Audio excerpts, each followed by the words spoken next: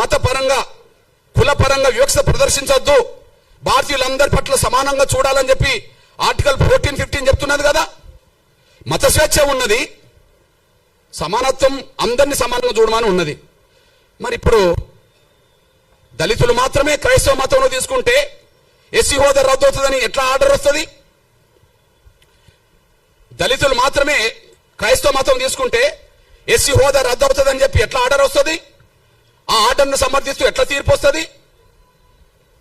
నేను ఎందుకు ఈ మాట మాట్లాడుతున్నంటే, ఈ దళిత వర్గం నుంచి ఇప్పటికీ భక్తులే, ఈ దళిత వర్గం నుంచి ఎవరన్నా క్రైస్తవ మతంలో చేరుకుంటే ఇప్పటికీ భక్తులే. కానీ క్రైస్తవ మతాన్ని ప్రచారం చేసే పెద్ద పెద్ద మిషనరీ సంస్థలు ఉన్నత వర్గాలు, పెద్ద మిషనరీ సంస్థలు ఉన్నత వర్గాలు. అందులో బ్రాహ్మణులు ఉన్నారు, అందులో వైశ్యులు ఉన్నారు, అందులో బ్రాహ్మణులు ఉన్నారు. ఇక్కడ తెలుగు నేల మీద కమ్మ వాళ్ళు ఉన్నారు, రెడ్లు ఉన్నారు, కాపులు ఉన్నారు, అందరూ ఉన్నారు.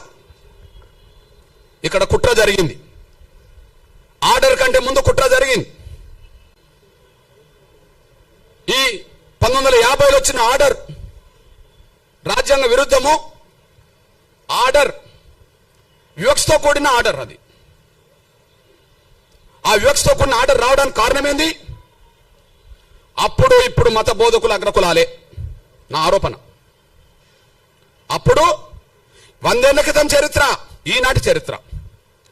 100 ఏళ్ల క్రితం చరిత్ర, ఈనాటి చరిత్ర. దళితులను మతం మార్చుకుంటే వాళ్ళ ఎస్సీ హోదా ఇయ్యాలనా వద్దా అని చర్చ జరిగినప్పుడు,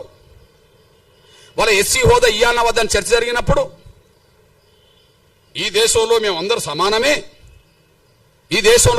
సమానమే, మాకు ఎలాంటి ఎస్సీ హోదా వద్దు, మాకు రిజర్వేషన్లు వద్దు అని చెప్పి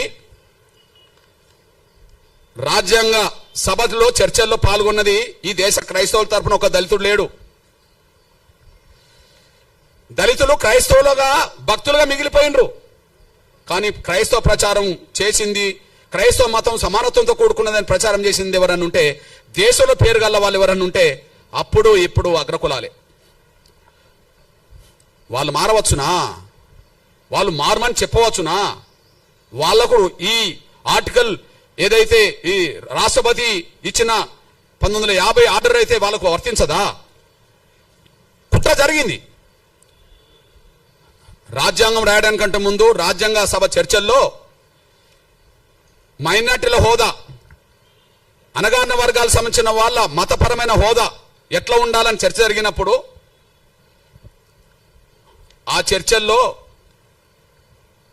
ఈ దేశ క్రైస్తవ ప్రతినిధులుగా 4 పాల్గొన్నారు. ఈ దేశ క్రైస్తవ ప్రతినిధులుగా 4 పాల్గొన్నారు. ఈ 4లో ఈ కమిటీకి చైర్మనే మీ దృష్టికి తీసుకొస్తున్నా. అల్పసంఖ్యాక వర్గాల సబ్ కమిటీ, అడ్వైజరీ కమిటీ. అంటే రాజ్యాంగంలో అల్పసంఖ్యాక వర్గాలకు, దళితులకు, పేద వర్గాలకు ఎలాంటి ఉండాలని చెప్పినప్పుడు అంటే అంబేద్కర్ కూడా ఉంటాడు. కానీ దీనికి చైర్మన్ ఎవరు? హెచ్సి ముఖర్జీ, పశ్చిమ బెంగాల్. ఆయన ఎవరు? బ్రాహ్మణ్. ఎవరి తరఫున పాల్గొన్నాడు? ఈ దేశ భారతీయ క్రైస్తవుల తరఫున పాల్గొన్నాడు. ఎవరు ఆయన? బ్రాహ్మణ్. ఓకే. ఇంకొక ఆయన ఫాదర్ జెరోమ్ డిసోజా, ఈయన పాల్గొన్నాడు. ఈయన అగ్రకుల వ్యక్తే.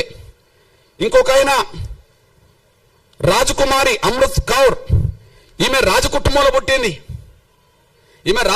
పుట్టింది.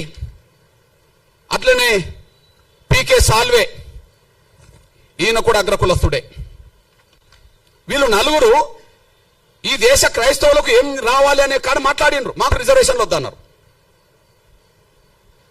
అంటే ఈ దేశ దళిత క్రైస్తవులకు అన్యాయం జరుగుతున్నది, వాళ్ళకు న్యాయం జరగాలని మాట్లాడుతున్నప్పుడు మాలో సమానత్వం ఉన్నది, మాకు ఎలాంటి విభేదాలు లేవు, మాకు రిజర్వేషన్లు వద్దు, మాకు ఎస్సీ హోదా వద్దని చెప్పి అగ్రకులస్తులు చెప్పారు కదా.